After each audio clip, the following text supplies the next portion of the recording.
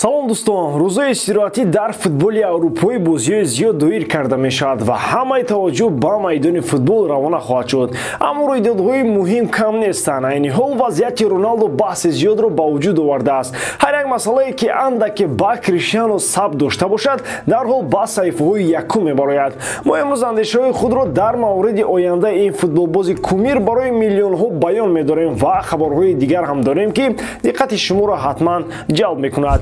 Онҳое ки нав ба канал обуна шуданд, респект. Аммо ба видеои нави мо лайки худро ҳам дареғ надоред. Дӯстон, Евроҷоҳҳо ба як муддати кӯтоҳ рафтанд, аммо бозиҳои топ-5 чемпионатҳои Аврупо наимонад ки мо зиқ шавем. Дар бозии марказии Бундеслига Боруссия Дормунд Баварияро пешвоз мегирад. Манчестер Юнайтед ба меҳмонӣ Эвертон сафар дорад. А дар Лондон бошад, рақобати Арсенал бо Ливерпул моро интизор аст. Оё лондониҳо мавқеи аввали худро нигоҳ дошта метавонанд? Тамошои ҳамаи ин бозиҳоро шумо метавонед бо 1x ҷолибтар кунед. Дар он ҷо регистратсияи осон, пур кардани маблағ аз томи гӯшаву канори дунё, вале аз ҳама муҳим бонус то $100 дар аввалин пардохт бо промокоди AMG 0777. Ссилкаи бозӣ дар комментария. Ба ҳама муваффақият.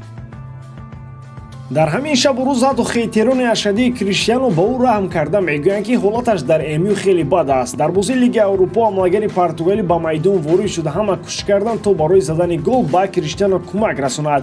Аммо ҳамаи чиз бар муқобили Роналдо шудааст. ҳатто худи ӯ зимистони соли оянда, яъне пас аз 3 моҳ, ҳамлагари 37-сола метавонад тарки шаҳри Манчестер намояд.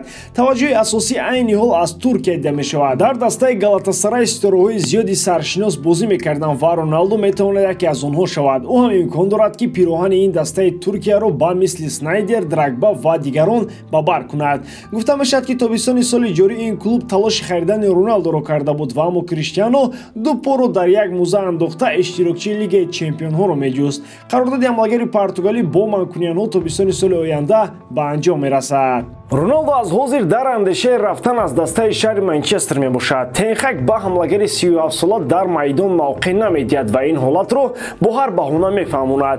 гуфта мешавад, ки дар равзанаи хариди фурӯши зимистона Галатасарай боз кӯшиши харид кардани Роналдоро хоҳад кард. аз тарафи дигар, дастаи шаҳри Манчестер Роналдоро фурӯхтанӣ нест. саҳиҳтараш, онҳо дар фасли трансфери зимистона ягон ҳамлагарро намехаранд ва бо Роналдо дар ҳайат бозиашонро идома хоҳанд дод. чунон менамояд, ки Криштиано барои мусобиқотҳои сатҳи дуввумдараҷаву сеюмдараҷа лозим асту халос. ягон кас чунин ҷараёни корро дар охири корномаи бузурги Криштиано интизор набуд. баргардонидани Месси ба дастаи Барселона имконпазир мебошад. дар ин бора худи роҳбарони Барса мегӯянд, аслан ба онҳо бовар кардан лозим аст, чунки дар равзанаи трансферии тобистона мо мӯъҷизаҳо дидем. Барса, ки дар ҳар кунҷ аз надоштани маблағ гила мекард, якбора чандин футболбози беҳтаринро ба ҳайат ҷалб кард. аҷоибии кор дар он аст, ки дастаи кишвари Испания бо санксияҳои УЕФА барои вайрон кардани қоидаи ферплей дучор нашуданд. яъне ин қоидаҳоро новобаста ба харидҳои бузург вайрон накарданд. ин ҷо кори хеле олии католониҳоро дар бозори трансферӣ бояд қайд намоем. аз чунин фишангҳо истифода карда Барса метавонад тобистони соли оянда Мессиро ба Каталония баргардонад. дарҳои Барса барои Лео ҳамеша кушода мебошад. аз тарафи дигар суоле ба миён меояд, ки оё омадани Месси кори анҷомдодаи Хавиро ба бод намедиҳад? магар Хави маҷбур намешавад то низоми бозиро куллан дигар кунад? ӯ водор мегардад, ки ба Месси мавқеъро дар ҳайати асосӣ пайдо намояд. агар Лео баргардаду Хави ӯро дар курсиҳои эҳтиётӣ шинонад, пас аз оварданаш чӣ фоида? Барса аллакай аз вобастагии калон ба Месси халос шудааст. пас чаро бояд боз худро побанди касе кард? чунон менамояд, ки дар Барса ин чизро фикр намекунанд.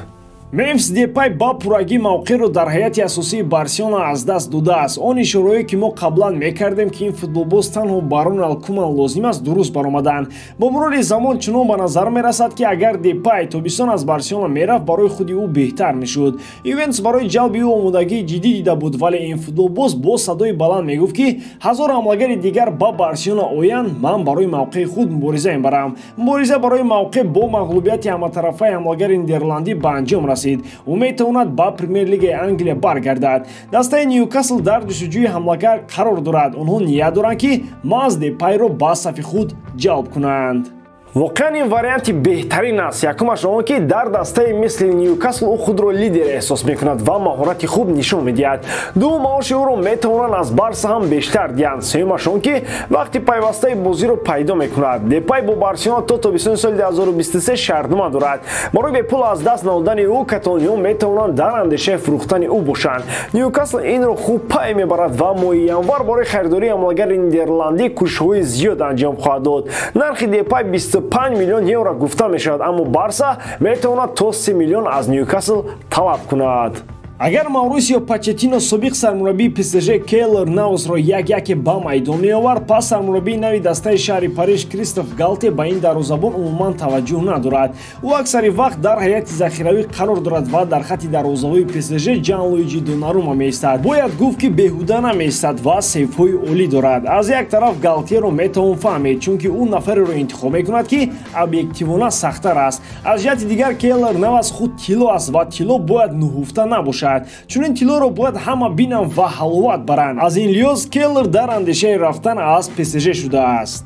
Шартномаи Навас бо дастаи шаҳри Париж то охири мавсими 2023-24 амал мекунад ва аммо дарвозабони костарикоӣ аллакай ба қарори тарки даста омадааст. Аз Англия 3 даста ба ин дарвозабон таваҷҷӯҳ доранд: Вест Хэм, Тоттенхэм ва Манчестер Юнайтед. Ду дастаи шаҳри Лондон оҳиста-оҳиста мехоҳанд тағйирот дар мавқеи дарвозабон шавад. Манчестер Юнайтед ҳам шояд то охир бовар надошта бошад ки Де Хеа дар сафи онҳо мемонад.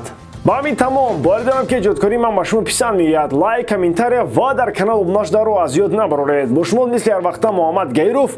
Хай бародарон, дар паноҳи Аллоҳ.